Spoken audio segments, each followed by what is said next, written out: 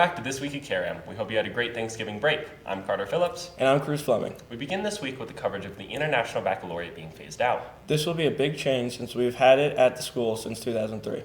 Rampart is widely known as an IB school, but did you know that could possibly change in the near future? Due to some upcoming revisions at our school, in the next few years we may no longer be an International Baccalaureate. KRAM wanted to learn more about why this is happening and some opinions from our community. The International Baccalaureate program is something that Rampart has done for a really long time, but we are currently in conversations with the district and with other schools and with our community about whether or not it is serving our students in the best way right now. The whole IB program in like a couple years is going to get taken away from Rampart. And it is really just a reallocation of our programming and making sure that we're supporting all of our students in the best way that we can with the resources that we have. If we do decide to phase out the IB programs, that will happen over the course of the next 3 years. So that current freshmen in our building who may want to pursue the IB diploma have that opportunity. What we really want to do is just make sure we don't have a blind spot in this decision, that we're not missing something, or that we think about something as we do roll it out. KRAM also wanted to learn how this will affect the members of our community and their general opinions on the matter. I don't think it'll affect me because I'm probably still going to be an IB next year, and it's full IB, and I don't want to stop doing IB. I think it'll probably just affect like upcoming freshmen or sophomores who are interested in like trying to pursue the dual diploma. So it'll kind of be a little disappointing for them. I'm the IB coordinator, so it definitely affects my job. I would still be here at Rampart. I would just be doing something different. Even if the phase out happens as Principal Sanders has it planned, it won't affect us because my youngest is a freshman and he will be able to benefit from the IB program. We've already heard that there's some big effects, right? I had a parent at the town hall last week who has a 6th grade student, picked Mountain Ridge Middle School because Mountain Ridge and Rampart are IB schools. They moved here from out of the country. That's what they want for their students. So that's an impact for them, right? They're going to get to 8th grade and their students going to have to choose between, do I go to high school with my friends or do I stay in the IB program? So the opportunity really to look at like, what are the best parts of IB? What are the best parts of that instruction and learning philosophy? And how can we still keep those and offer them to more students in more meaningful ways without so many of the like checkpoints that we have to follow through IB International? And finally, we wanted to pinpoint exactly why the IB phase-out is occurring. Probably because like there's little to no candidates, like students, like there's less and less students. More students becoming like course candidates than full DP. If you look at the diploma program, between students who are pursuing the full diploma and students who are pursuing course candidacy as juniors or seniors, meaning they take between 1 and 5 IB courses rather than all 6, then it's only serving about 8% of our students. Our K-12 continuum that we've had for a long time just doesn't look the same. And so it's a question of like, where's the best place to spend our resources to support students, the support students we have now in 2023 versus when we brought the program in 2003. How do we make sure we're supporting all of our kids? And do we need the label of IB in order to provide a rigorous curriculum for our students? Do we need IB in order to provide college level classes to our kids? And I think what we found is we don't need that, but we still need to offer high level rigor classes. So I think we can still do that in creative ways that will support kids without having to have the constraints of IB. Although Rampart's IB program is being phased out, that doesn't mean we'll lose our strong community. And with the coming years, we may find a more suitable program for all of our students. This has been Carter Phillips, reporting for KRAM. We hope the coverage of the IB phase-out better educates the current events throughout District 20. This change is fundamental to the future of Rampart. Speaking of changes at Rampart, This year, wrestling got a new coach. We wanted to pin this story. The Rampart Wrestling program has a new coach this year, and he's already started reshaping the RHS program. His name is Raymond Trout, and he's been a Rampart supporter for years before becoming coaching staff. I think Rampart's a great community. My kids go here. Love being a part of just a lot of the pride that the kids have in the school and the families that support the programs. He has a wealth of experience that he's bringing to the program. You know, I've coached a lot of years, club and in high schools across Missouri and Colorado, and you know, coaching's a joy for me because I get to teach and challenge young men to work hard and do things they've never done before. Our RHS wrestling athletes appreciate his straightforward and dedicated approach to coaching. The new coach, he's good so far. I really like him. He tight, you know what I'm saying? Like he really nice and he manly and all that. So it's like, yeah, he just cool, man. He chill. You know, my group of wrestlers, they come in and they're ready to work. It's not easy. It's probably one of the hardest sports anybody will ever do. And those guys come in and push themselves. They really get roughed up a lot, but they're always happy to get roughed up. Coach Trout has had several of his own children wrestle for Rampart, and his son Joshua weighed in on having his dad as a coach. He's pretty good. It's just a coach, I guess. He's just my dad. Like, it's pretty normal. Coach Raymond finished with a few last words for the school. Just looking forward to the season and come out and support Rampart Wrestling. This has been Isaac Bautista reporting for Kram. We wish you all the best this season. Some people here at Rampart don't know what Advanced via Individual Determination, or Avid, is. Kram took a deep dive into what this class has in store. Avid is a program that has been at Rampart for many years. It provides students with resources for college help and other various study habits. Kram decided to delve deeper into it.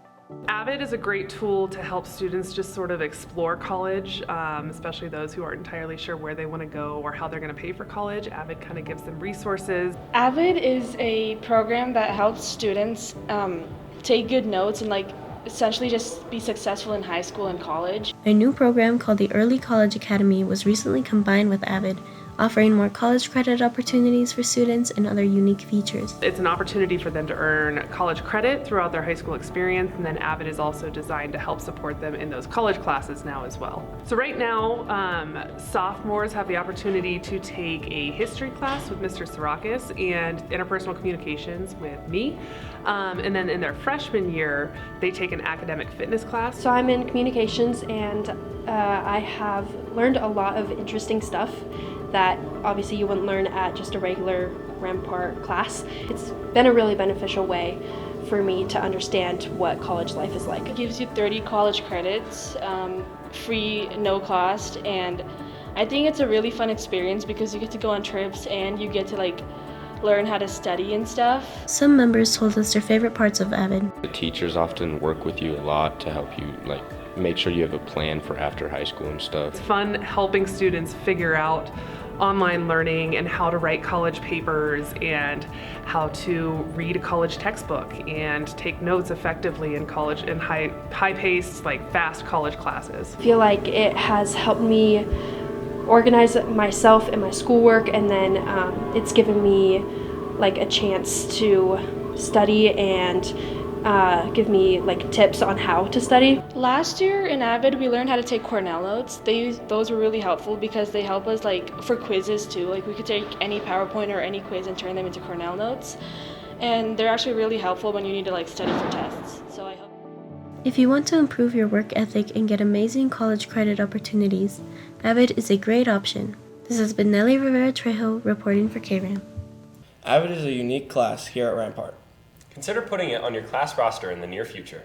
There are many people here at Rampart that play important roles but go unrecognized. The lunch ladies are important to our community, so Kram wanted to learn more about these kind souls feeding our student body. A part of our Rampart staff that is often overlooked is our lunch staff.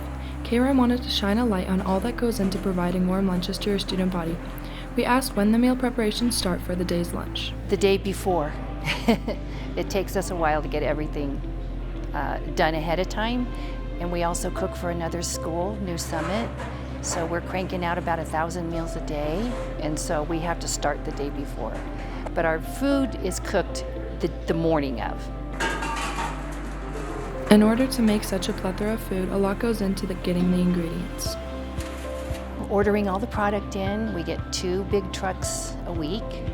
We get milk deliveries, Coke deliveries, bread deliveries. Cisco comes in every single week. Meal planning ahead of time. Our lunch staff not only consists of adults, but our own Rampart students as well that sacrifice their lunch to help out. Kram asked what their part entails. You leave class about 5 to 10 minutes early depending on where your class is in the building, and then you'll go down to the cafeteria, you put on a hairnet and some gloves, and then you wait for the bell to ring, and then I work the line that's usually that changes every week. So normally it's just like, just making plates for people. Both our Rampart student helpers and the lunch staff share their favorite part about doing what they do.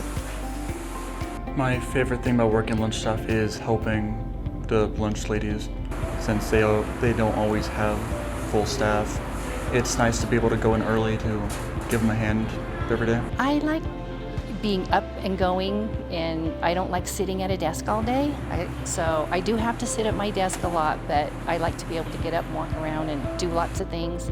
And I like interacting with all the kids too.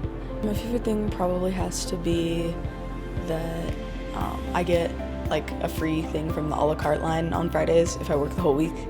With lunch being a very busy time of the day, Kram wanted to know some things that students and staff could do to help out.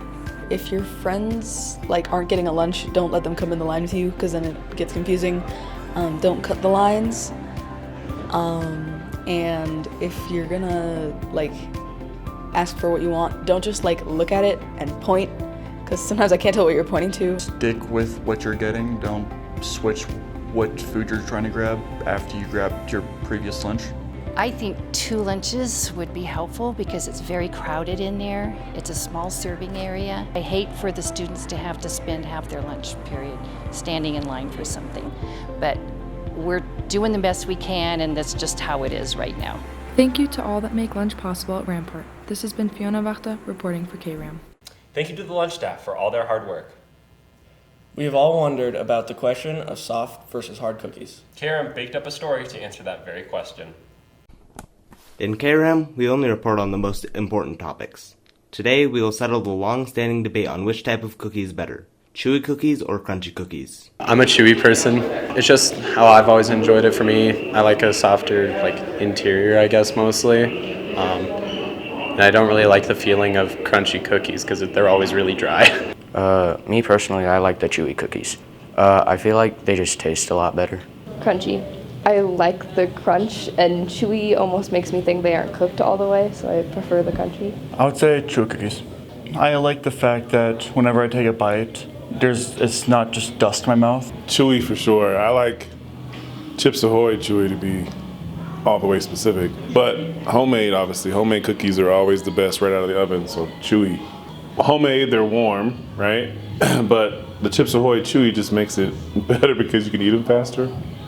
Because I'm a glutton, so there's that. As a bonus question, we asked people if Nutter Butter should be considered cookies. Absolutely. Nutter Butters are the all-omnipotent gods of the world. I feel like they're on the verge of cookies and not cookies. No, they should not be considered cookies. I would say a Nutter Butter is considered a cookie the same way an Oreo is considered a cookie. It is 2 cookies with a filling. Ew. Nutter Butters are disgusting. And they're like crackers. They're not cookies. There you have it. The final results on which cookie is better is 4-1 with Chewy in the lead, and Nutter Butters are on the fence between cookie and not cookie. This has been Cameron Hazeltine reporting for KRAM. Your cookie preferences determine who you are and everything about you. That does not sound right. That's all we have for you this week, Rams. We hope you had an amazing Thanksgiving break and you have a great winter break too. This has been Carter Phillips and Cruz Fleming reporting for KRAM. That is so funny. I'm so hungry. No, wait. I came up with You that. came up with that, but I wrote it.